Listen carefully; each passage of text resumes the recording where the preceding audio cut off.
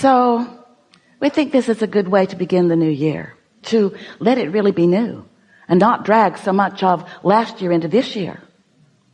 So we are eager to talk with you about you creating your own reality. And we want to awaken within you your realization of your vibrational contribution to every moment in time. We want you to find the balance between the desire that life has caused you to focus into place and the open valve, so to speak, which is the conduit between you and the energy that creates worlds. It's like a pipeline where the energy that creates worlds flows through you toward whatever it is you're asking for. And the balance of your asking and your allowing of that energy to flow is really an important thing for you to consider. We want to talk to you about it in a way that might feel a little new to you, because it's that balance of desire and belief that equals not only what happens and how it happens, but how it feels while it's happening. In other words, everything that you feel, all of the emotions that you live, in other words, what your life feels like to you and what your life looks like as it unfolds, is all about the factors, these simple factors of what life has caused you to ask for now and how open you are about letting it flow.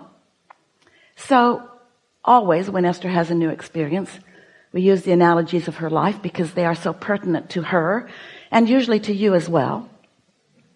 So we're going to tell you a few things that are going to awaken in you some things that you might be doing too. So in Esther's new house, it's quite big, far bigger than one person needs, but not one bit bigger than one person wants.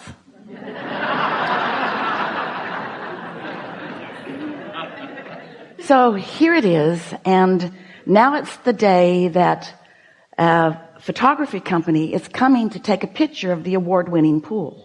It has a fire feature. Push a button and fire happens. Esther was very eager. She had not seen the fire yet. She was standing inside. She took her place inside her living room, looking out across the pool.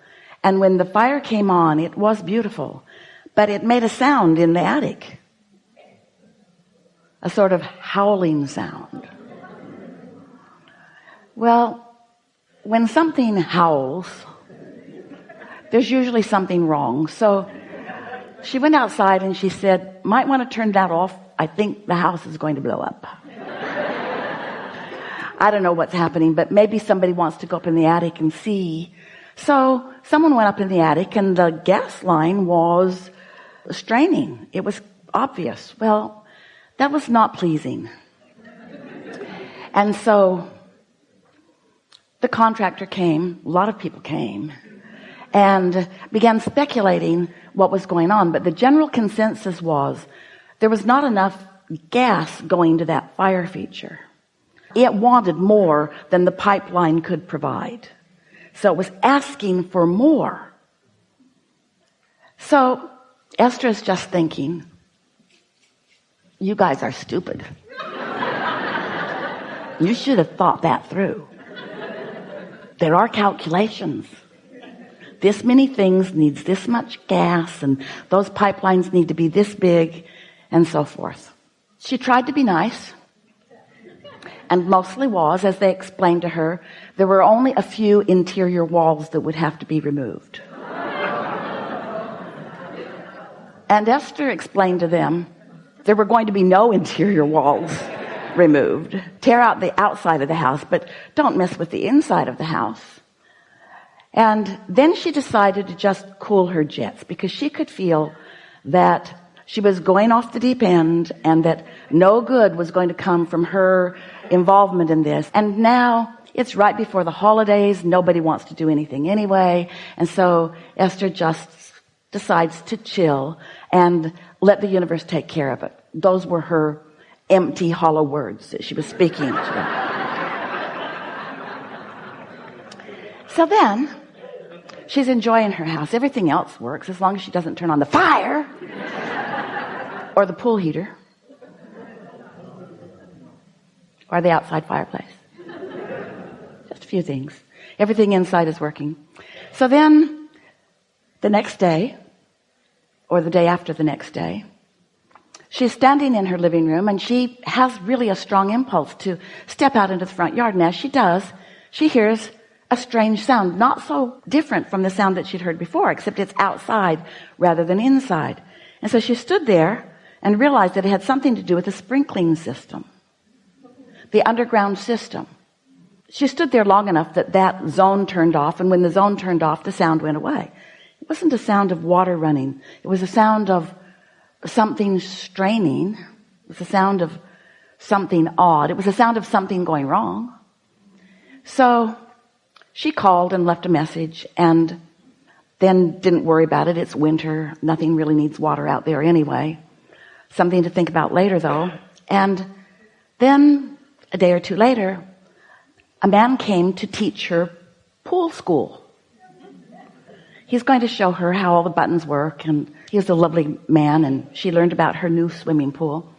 And as he was getting ready to leave, he said, "Oh, I noticed that you have a broken sprinkler down on the back of the property." And Esther looked down, and sure enough, there was water bubbling up out of the ground. So she called the landscaper, who was in the area and was there in 2 minutes, who called the sprinkling company, who was also in the area and was there in 5 minutes. And so within 7 or 8 minutes, there were people there to deal with this broken sprinkler. Turned out the sprinkler wasn't broken. It's just downhill, and the system had just turned off, and water was just draining out of that. But now they're there. And so Esther says, "Oh, I have a question for you. Can you turn on whatever zone makes something happen out here in the front?" And so they did. And that sound came. And Esther said, "Does that sound normal to you?" And they said no. And so they were there for a while and figured out that someone had wired 2 zones together so that when either zone was calling for water, both zones were calling for water, and there wasn't enough water for both zones. And so the demand was greater than the supply. You getting a theme here? The demand is greater than the supply. What does that mean to you in terms of creating? Well, it meant something to Esther. I have desires that my open valve isn't supplying, which means my valve is not as open as I think that it is. I'm asking for more than I'm letting come through. I've got beliefs that are blocking my own desires. That was a shocking thing for Esther to hear. She didn't want to admit it. She didn't want to own that. She doesn't want to have a desire that's stronger than her ability to supply it, because she knows the supply is always there and no one is holding back from her supply. She just might have the valve pinched off with some belief that it needs to be harder than it needs to be. You see what we're getting at?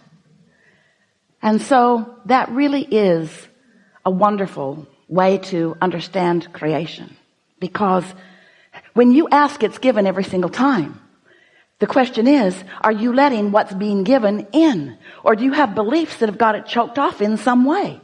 And so if what you're asking for isn't coming easily, you've got it choked off, because you are supposed to be able to ask and it is given, and you're supposed to be able to let it in. Unless you've had past experiences that you keep practicing. Esther believes that construction is wonderful but difficult. Esther believes that people mean well, but don't always know what they're doing. And she's got so much evidence to prove it. The stories she could tell you and entertain you with, oh, you would be so entertained. And then you would add your stories. And together you would collectively practice the flawed premised theory that life is supposed to be hard rather than that life is supposed to be fun.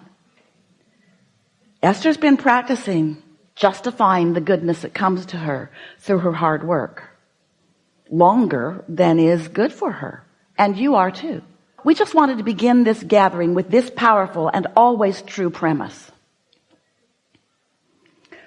How things are playing out in your life experience is how you know what you're doing with your request for the supply and you're letting the supply in.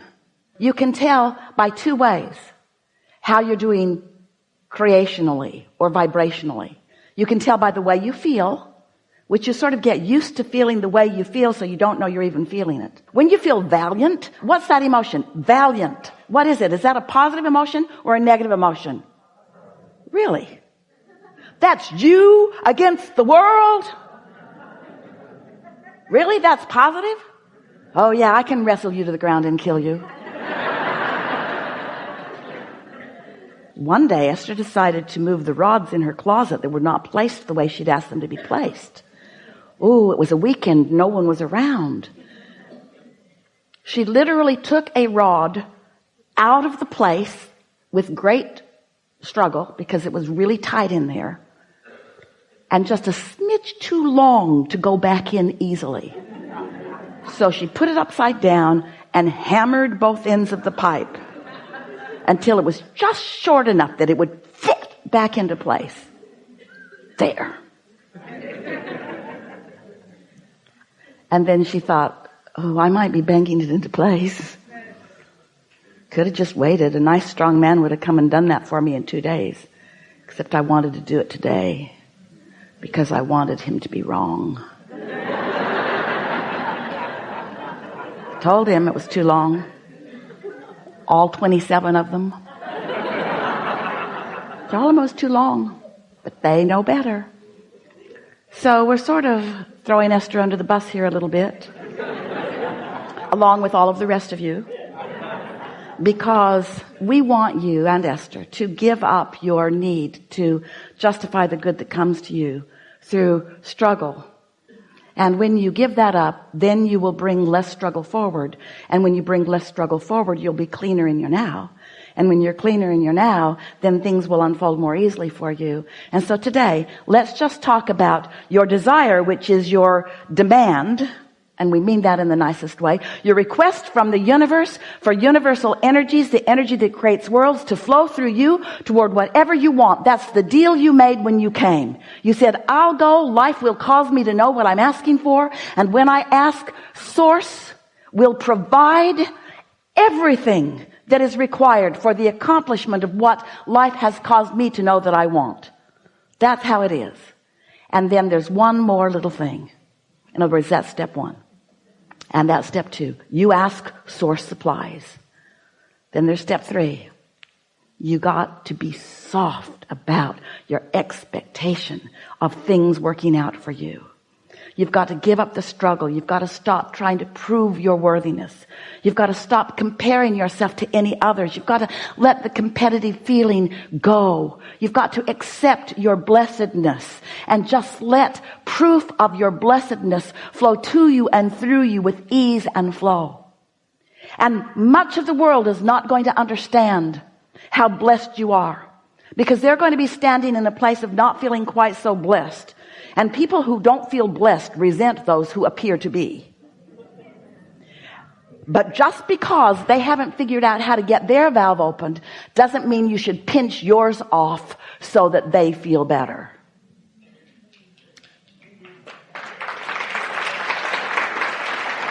And so, we've enjoyed this interaction immensely.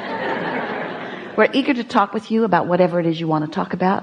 We want you to know that Esther is living happily ever after, and that we appreciate all of her fine-tuning, and we like how willing she is to get out there and live life, and how willing she is to ask for more energy than she can accommodate, and then see the results of that imbalance, and then do something about it.